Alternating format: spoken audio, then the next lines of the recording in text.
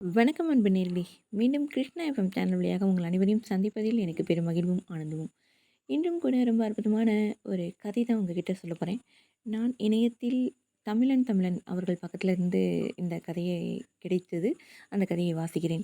ஒரு ஐடி நிறுவனத்தில் தரை துடைக்கும் வேலைக்கு ஒருவன் விண்ணப்பித்திருந்தான். தரை துடைத்து காட்ட சொன்னாங்க. நல்லா துடைச்சான் தரைய. அவன்கிட்ட எந்த ஒரு தவறுமே சொல்ல முடியாது. அவ்வளோ அழகா அந்த தரைய துடைச்சான். அடுத்து சின்னதா ஒரு இன்டர்வியூ வச்சாங்க. கடைசியில அவனிடம் தகவல் சொல்வதற்காக ஒரு இமெயில் முகவரி கேட்டாங்க அந்த ஐடி நிறுவனத்துல இருந்து. உடனே அந்த தரை துடைக்கும் வேலைக்கு விண்ணப்பித்திருந்தான் இல்லையா? அவன் "இமெயிலா? எனக்கு இமெயில், இன்டர்நெட்லாம் தெரியாதே!" அப்படின்னு துடைக்க வந்த அந்த மனிதன் சொன்னாரு. "கம்ப்யூட்டர் நிறுவனத்தில் வேலை பார்க்க விரும்புகிறவனுக்கு இமெயில் முகவரி இல்லையா?" அப்படின்னு அவங்க அனுப்பி வச்சுட்டாங்க அவர.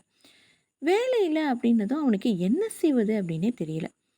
கையில கொஞ்சம் பணம் இருந்தது. அதைக் கொண்டு மார்க்கெட்ல வெங்காயம் வாங்குனான். பக்கத்து குடியிருப்பு பகுதியில் கூவி கூவி விற்றான் அந்த வெங்காயத்த. ஓரளவு லாபம் கிடைச்சது அதுல. மீண்டும் வெங்காயம், மீண்டும் விற்பனை, மீண்டும் வெங்காயம், மீண்டும் விற்பனை. இத மட்டுமே செஞ்சுட்டு வந்தான். இப்படியே கொஞ்சம் கொஞ்சமா நாட்கள் வந்துட்டு போனது. கொஞ்சம் கொஞ்சமா விற்று சில வருடங்களுக்கு அப்புறம் பெரிய வெங்காய வியாபாரியாவே ஆகிட்டான் அந்த மனிதன். இந்த சூழ்நிலையில ஒரு வங்கி கணக்கு திறப்பதற்கா சம்பந்தமா ஒரு வங்கி ஊழியர் அவரிடம் பேச வந்திருக்காரு. அவருடைய இமெயில் முகவரி கேட்டாரு. அதாவது அவன் வெங்காயம் விற்றே ஒரு பெரிய வியாபாரியா மாறிட்டான் இல்லையா? இப்ப அவர் கையால வந்துட்டு ஒரு வங்கிய வந்துட்டு திறந்து வைக்கணும் அப்படின்னு கூப்பிடுவதற்காக ஒரு வங்கி ஊழியர் வந்தாரு. உடனே இப்ப இமெயில் முகவரி இப்ப கேட்டாரு அந்த வங்கி ஊழியர். வியாபாரி சொன்னாரு, "இமெயில் முகவரிலாம் என்ட்ட இல்ல" அப்படின்னு பதில் அளிச்சாரு. உடனே அந்த வங்கி அதிகாரி, "இமெயில் இல்லாமலே இந்த காலத்துல இவ்ளோ முன்னேறிட்டீங்களா?"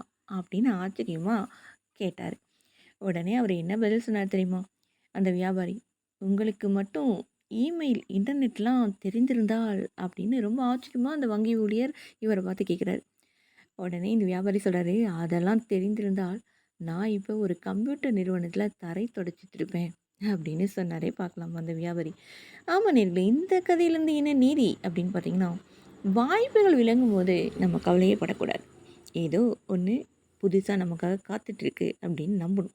எல்லாம் நன்மைக்கே அப்படின்னு நினச்சிட்டு தொடர்ந்து நம்ம முயற்சி செஞ்சுட்டே இருந்தோம் அப்படின்னா, மிகப்பெரிய வெற்றி நமக்காக காத்துக்கிட்டே இருக்கும் இல்லையா?